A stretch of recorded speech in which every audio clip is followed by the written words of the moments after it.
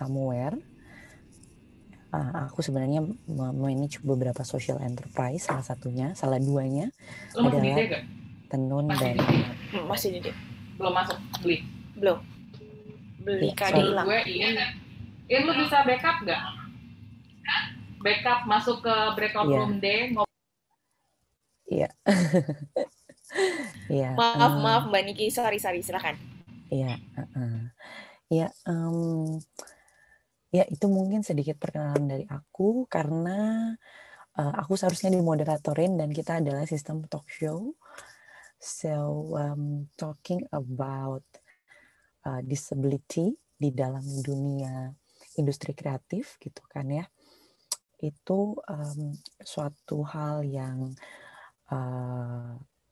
seperti yang saya katakan sih sebenarnya, pemberdayaan terhadap teman-teman disabilitas itu harus the right man for the right job, sama jangan teman-teman disabilitas juga. Nah, saya juga seorang penyandang disabilitas, saya pengguna prosthetic leg atau kaki palsu.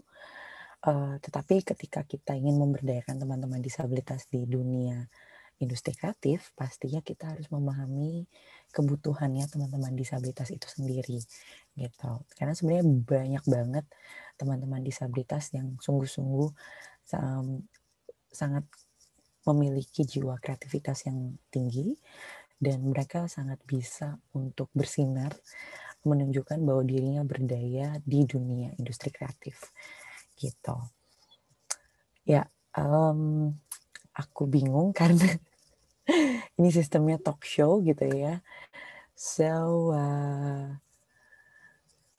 begitu. Mungkin kita, kalaupun misalnya ada pertanyaan, tanya jawab terkait dengan bagaimana penyandang disabilitas bisa mengembangkan dirinya di industri kreatif, feel free untuk talking with me.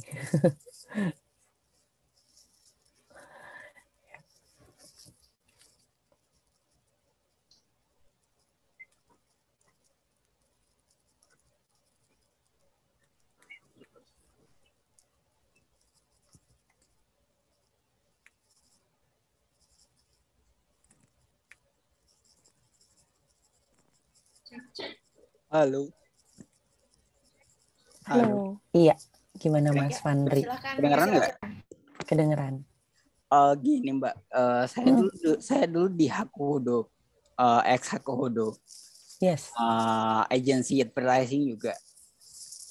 Wondering sih, kira-kira kalau disability itu kan dia ada gadget tertentu yang dia harus apply dan aware dong. Kira-kira kalau dia desain grafis, ada nggak ya desain grafis yang disability gitu? Oke. Ya di Hakuhodo aku kenal sama salah satu direkturnya, cewek, aku lupa namanya tiba-tiba. Mbak Devi? Ya, Mbak Devi. Wow, amazing person she is. Karena kita sempat ngobrol terkait ada beberapa proyek untuk membantu satu teknologi yang melibatkan teman disabilitas. Oke. Teman disabilitas di desain grafis itu banyak banget, nggak banyak sih, beberapa. Aku lebay soalnya kalau X-grade, kalau misalnya aku bilang banyak, beberapa. Dan aku punya salah satu social enterprise yang kalau di Tenun sama di Kamuware kan kita bergerak sebagai social enterprise yang mempekerjakan teman-teman disabilitas khususnya di industri fashion gitu, atau di industri kriya ya gitu. Nah, tapi kalau kita ngomongin industri kreatif khususnya di desain grafis, ada salah satu social enterprise aku yang membantu mengembangkan kapasitas skills-nya teman-teman disabilitas untuk bisa bekerja di beberapa sektor. Salah satunya sektor industri desain grafis. Nah, teman-teman disabilitas yang bergerak di desain grafis itu kebanyakan atau most of them itu adalah teman-teman tuli. Dan sekarang mereka bekerja di beberapa, salah satu FMCG terkenal ya, yang melatar belakangi Sunlight gitu ya. Mungkin aku bisa sebut satu mereknya, tapi brand besarnya gitu kan yang ada di daerah BSD gitu. Itu mereka mempekerjakan teman tuli yang desain grafis. Kenapa aku bisa bilang seperti ini? Karena desain grafis itu secara capacity gitu ya, secara job description itu kan tidak memerlukan banyak komunikasi gitu. Dan itu sangat sesuai banget dengan bagaimana teman tuli itu bisa mengembangkan dirinya. Bahkan aku pernah melatih di masa pandemik ini secara online. Dia ini dulunya adalah car wash. Car wash ini satu teman tuli. Car wash di daerah Surabaya karena dia dulu di salah satu Go Auto gitu ya. Kemudian kita latih dia selama kurang lebih 2,5 bulan untuk di online dan khususnya desain grafis. Kemudian setelah mengikuti pelatihan, dia sekarang menjadi salah satu tim desain grafis wali kota Surabaya. Gitu. Dan banyak kisah-kisah sukses, khususnya teman tuli itu bergerak di dunia desain grafis. Gitu. Jadi apakah platform khusus untuk mereka? Sebenarnya mereka platformnya sama. Gitu, tapi memang saya selalu bilang ada the right man for the right job. Sama dengan teman-teman disabilitas, kita harus paham bagaimana kita menempatkan teman-teman disabilitas ini sesuai dengan bidang pekerjaannya masing-masing. Gitu. Kalau misalnya kita berbicara dengan teman tunanetra, pastinya pun akan sulit untuk teman tunanetra memahami aplikasi desainnya. Kenapa? Karena teman tunanetra memahami warna aja kan sulit ya. Karena kehidupan mereka kan bukan rata-rata. Kalau saya bercanda sama teman tunanetra, ini warnanya merah nggak tahu mbak, kita soalnya dunianya gelap gitu ya kalau teman tunanetra. But what I want to talk in here, teman desain grafis itu sangat capable, sangat bisa dikembangkan kapasitasnya itu untuk teman-teman tuli gitu. Oke, thank you ma'am. Seperti itu. Thank you. Ya, halo, selamat siang. Terima kasih Halo, Mbak Niki. Selamat siang. Mohon maaf karena sedikit ada kesalahan teknis tadi. Jadi baru bisa masuk. Terima kasih sebelumnya teman-teman yang sudah hadir. Sini sedang ajan juga. Semoga tidak mengganggu jalan aktivitas ini. Terima kasih atas kadernya Mbak Niki dan teman-teman yang ada di breakout room D tentang kreatif industri. Sebelumnya saya ingin memperkenalkan dulu pembicara kita hari ini. Saya manggil Mbak atau Ibu enaknya? Manggil kakak boleh, Mbak boleh. Boleh. Jangan Ibu karena saya belum ibu-ibu. Oke. Iya, Mbak Niki ini terlahir sebagai penyandang disabilitas. Namun tidak menjadi penghalang untuk Niki Clarencia Pratiwi untuk berdaya dan mandiri. Beliau menggunakan kaki palsu sejak berusia 1 tahun, tetapi juga tidak menghentikan beliau untuk terus mengembangkan diri di bidang marketing yang ia yakini sebagai passion-nya.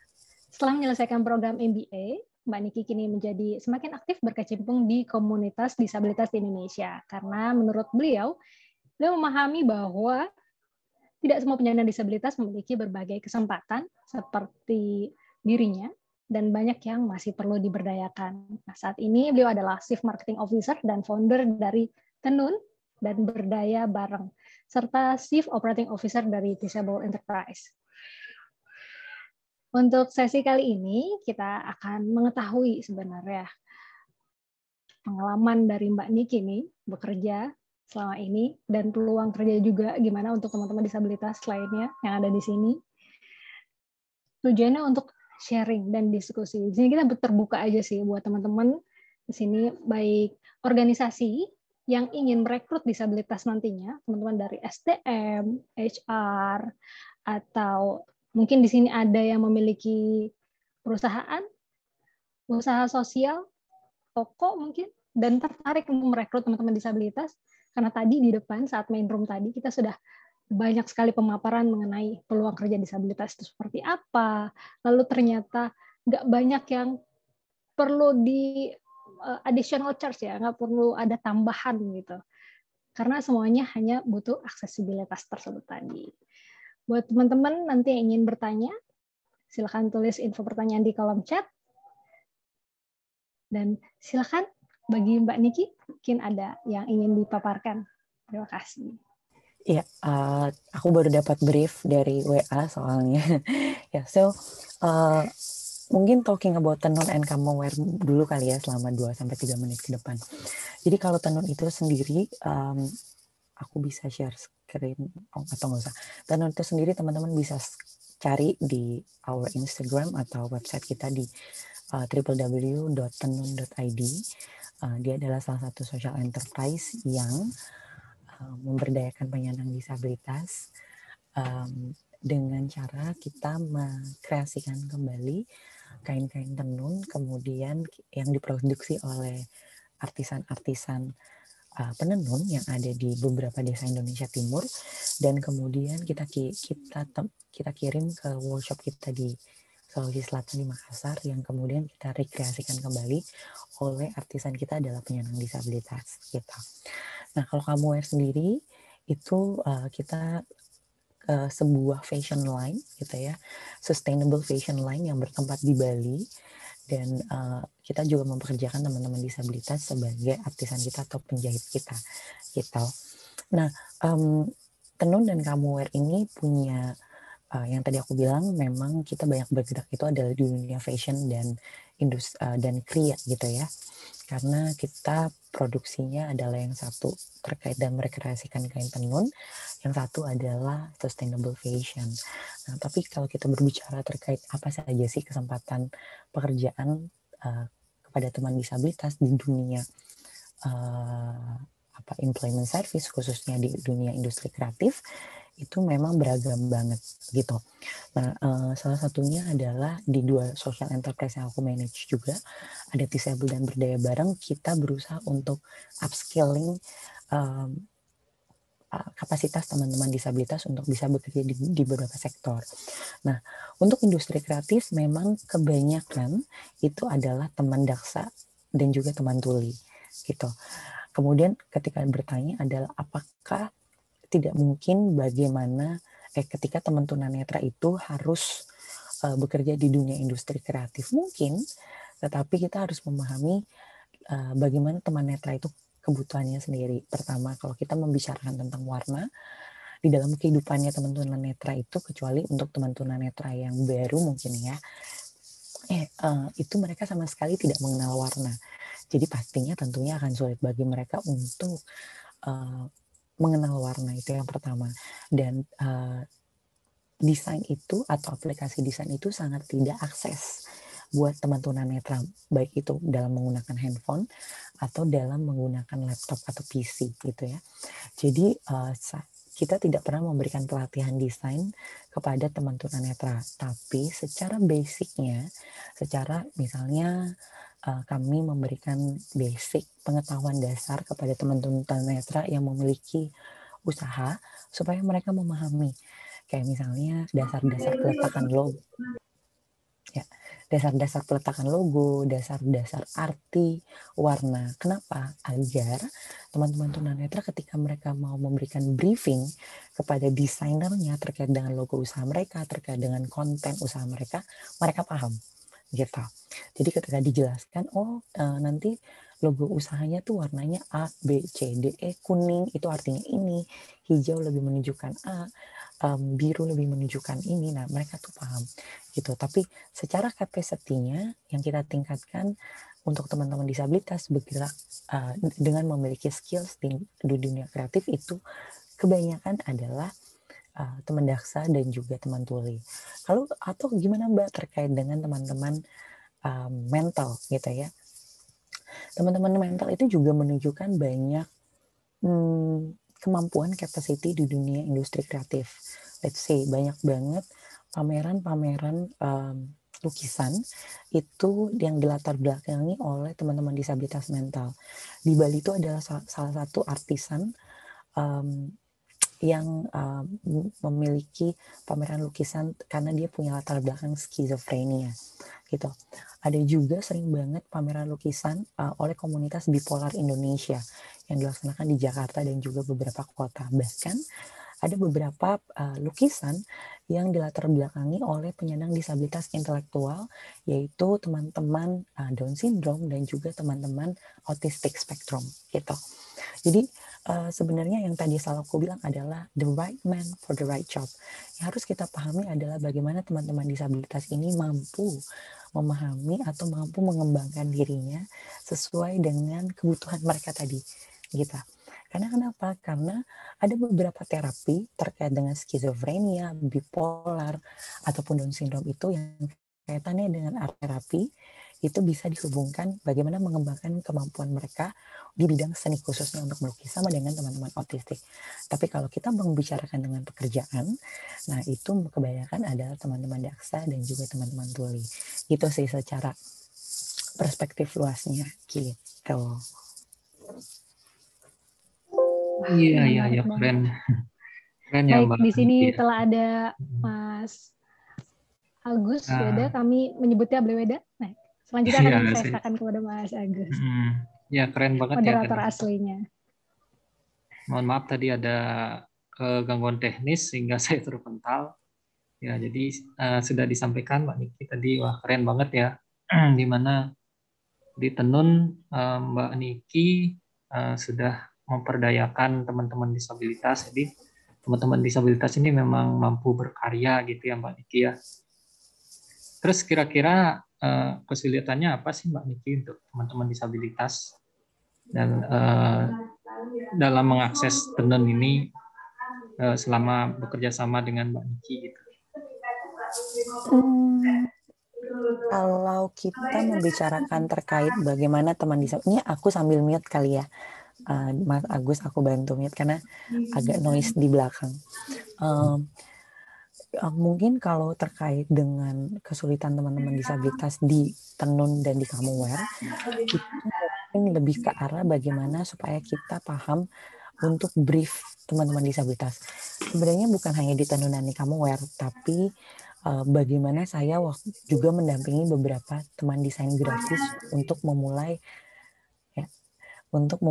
pekerjaan di dunia desain grafis gitu. Kalau di Tenun sama Kamuware kita kebanyakannya artisannya tuli dan juga daksa. Itu untuk menjahit ya. Itu adalah kita harus brief dulu dengan jelas, khususnya untuk teman-teman tuli, itu bagaimana teman-teman tuli ini paham. Nah, biasanya ada template layaknya sama seperti ketika kita ngebrief desain grafis yang ada di kantor kita, kan pasti kan ada template brief desain yang kita berikan ya. Nah, di situ sama saya juga memberikan brief kepada teman-teman disabilitas itu sesuai gitu. Nah, kemudian kalau ditanya, Mbak, gimana sih caranya supaya teman disabilitas ini adalah tidak tercipta turnover yang cukup tinggi, khususnya di dunia bagian jahit menjahit gitu ya. Nah, saya itu karena di Tenun ini kita bukan di Tenun aja ya, pasti ketika kita membuat satu produk, semua quality control itu kita pasti ada standarnya.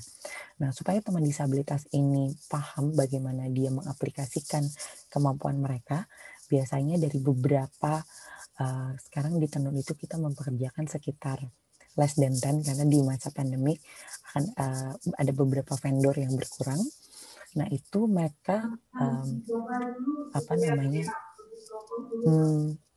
desain tertentu itu dikerjakan oleh teman disabilitas tertentu. Jadi kenapa? Itu untuk meminimalisir adanya standarisasi quality control yang berbeda.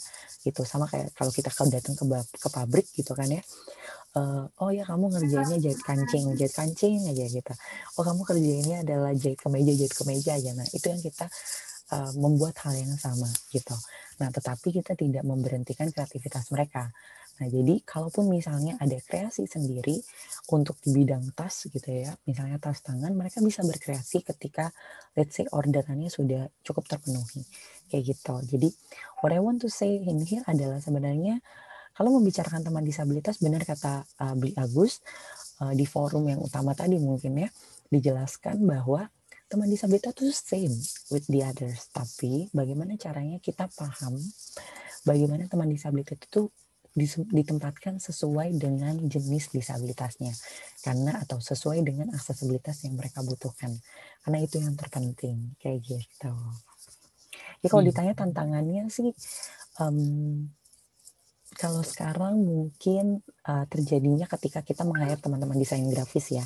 Jadi banyak cerita dari kantor itu mereka bingung nih brief awalnya. Nah makanya setiap kita mempekerjakan atau membantu satu perusahaan itu meng-hire teman disabilitas perlu adanya workshop-workshop seperti ini. Perlu adanya kolega-kolega diajarkan bagaimana membentuk lingkungan inklusif yang baik gitu. Apalagi tantangan yang baru itu ketika satu kantor itu sudah hire teman disabilitas khususnya di bidang desain grafis, and then pandemic comes. Nah itu kan harus ada tercipta brief secara online yang baik gitu. Karena kenapa? Karena teman tuli kan pasti ketika kita membuat Zoom gitu ya, secara kelompok kecil mereka kan akan sulit nih untuk tidak ada JBI misalnya. Jadi biasanya mereka Zoom-nya ada, kemudian mereka menggunakan Google Transcript di handphonenya. Jadi biar mereka paham sebenarnya apa sih komunikasi yang sering terjadi, atau brief-brief itu ditulis secara template tertulis. Jadi teman-teman disabilitas tuli bisa sangat paham terkait dengan brief desain yang akan mereka buat kayak gitu sih. Jadi kita juga harus memang menyediakan akses juga Mbak Niki ya. Sure. Terus Ya. kalau Ini ada pertanyaan dari Pak Ismail. Ya, ini mungkin kita tanya dulu kali ya. Kita jawab dulu juga ya, Beli Agus yang ada di chat. iya boleh. Oke, sambil sharing mungkin teman-teman Bapak Ibu yang hadir di sini bisa bertanya. Sure. Background saya general affair, saya sedikit banyak berkecimpung di work facility. Kira-kira seberapa besar banyak fasilitas yang harus disediakan oleh company untuk teman-teman disabilitas? Oke, saya ingin membicarakan terkait dengan aksesibilitas terlebih dahulu. Pertanyaan besar kepada yang sering ditanyakan oleh perusahaan adalah seberapa besar sih Mbak kita harus menyediakan aksesibilitas buat teman disabilitas? Yang harus dipahami adalah sebenarnya aksesibilitas itu bukan hanya untuk teman disabilitas. Aksesibilitas itu sebenarnya buat kita semua. Oke, misal contoh. Ini real kejadian di salah satu partner saya. Direkturnya itu kena serangan stroke di kantornya gitu. Yang which is kantornya tersebut itu sangat tidak aksesibel. Maksudnya aksesibel di mana tidak ada toilet disabilitas, tidak ada RAM gitu ya, dan apa namanya sangat sulit bagi mereka itu untuk memberikan akses kepada bagaimana ketika dibutuhkan akses tersebut. Jadi ketika si direkturnya ini collapse di dalam kamar mandi, itu sangat susah untuk dimasuki si kursi roda ataupun penjemput terkait dengan alat keselamatan. Yang harus mereka lakukan adalah membobok gitu.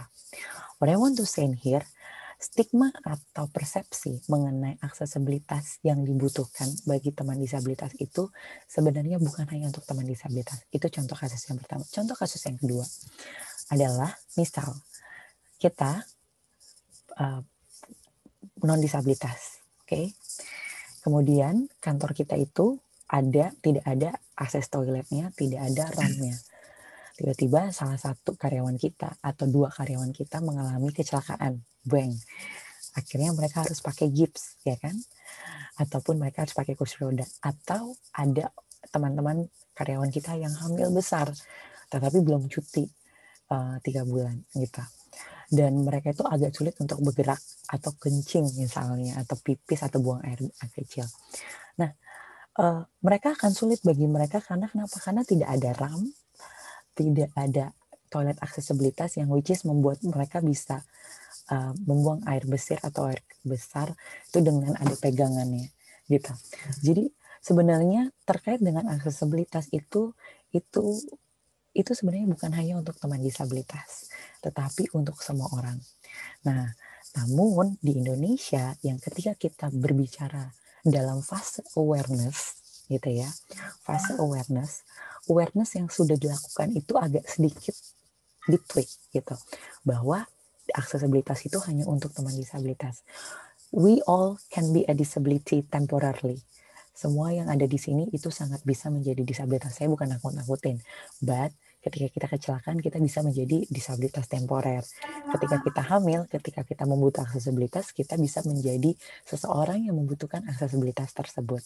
Nah, jadi aksesibilitas itu sebenarnya bukan untuk disabilitas saja, tetapi untuk semuanya. Kenapa? Karena penyandang disabilitas itu bukan suatu hal yang dari lahir gitu. Semua orang bisa menjadi penyandang disabilitas, itu yang pertama. Nah, kaitan dengan aksesibilitas yang harus disediakan oleh company gitu ya, atau satu gedung perusahaan itu cukup beragam. Kalau kita ngomongin aksesibilitas mobilitas gitu ya, karena aksesibilitas itu ada 4. Mungkin aku sebentar, let me share something. Oke. Ya, aku mau mencari. Jadi sambil aku tunggu, jadi sebenarnya aksesibilitas itu tuh ada 4. Ada aksesibilitas terkait dengan aksesibilitas informasi, ada juga aksesibilitas yang terkait dengan aksesibilitas mobilitas gitu ya. Ada juga aksesibilitas yang this is one. Let me try to. Ini dia. Iya. Mungkin jika masih ada pertanyaan bisa. Udah selesai waktunya. Sure. Ya, jadi sambil mungkin aku speak up aja. Jadi aksesibilitas itu ada fisik, komunikasi, digital, gitu dia. Jadi kalau kita mau bicarakan fisik, semuanya itu yang harus reach, enter, circulate, and use. Tetapi balik lagi, sebenarnya yang paling penting sebelum kita menyediakan aksesibilitas fisik itu adalah bagaimana aksesibilitas itu bisa digunakan atau sesuai dengan kebutuhan dari teman disabilitas itu sendiri. Karena kalau fisik itu berkaitan dengan teman tunadaksa dan juga teman netra gitu. Kalau aksesibilitas komunikasi dan informasi itu berkaitan dengan teman tuli gitu sih. Jadi mungkin karena waktu saya terbatas hanya 20 menit, itu sih yang bisa saya jelaskan sedikit. Terima kasih. Iya, mungkin waktunya udah habis ya. Sure. Dan sudah banyak sekali pertanyaan dari teman-teman yang sudah dijawab oleh Mbak Niki. Semoga sharing yang sudah diberikan oleh Mbak Niki ini menjadikan inspirasi dan juga motivasi bagi perusahaan-perusahaan yang Bapak Ibu UMKM yang memang mungkin ingin merekrut ya teman-teman disabilitas dalam UMKM-nya, begitu Mbak Niki ya. Sure. Karena if you all have questions, just DM me on my Instagram @nikiclara. I prefer to answer all the questions on my Instagram instead of my email. Karena biasanya aku lebih suka balas pertanyaan-pertanyaan, karena ini masih banyak banget pertanyaan-pertanyaan yang cukup bagus dan bisa menjadi awareness ya teman-teman, dan bisa di-sharingkan juga kepada pelaku usaha lainnya, kayak gitu. Jadi Mbak Niki juga bisa diajak sharing ya lewat chat gitu ya.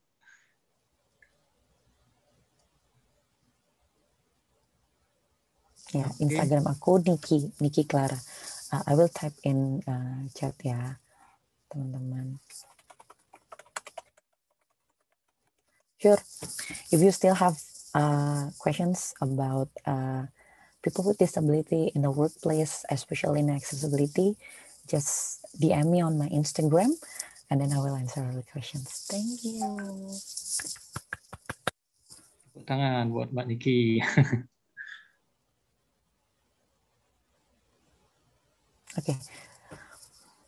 Oke. Mungkin itu saja karena tadi aku udah di stop. Ya, terima kasih.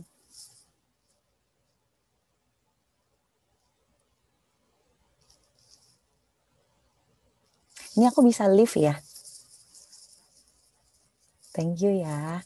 Sampai bertemu semuanya. Iya, terima kasih Mbak Niki.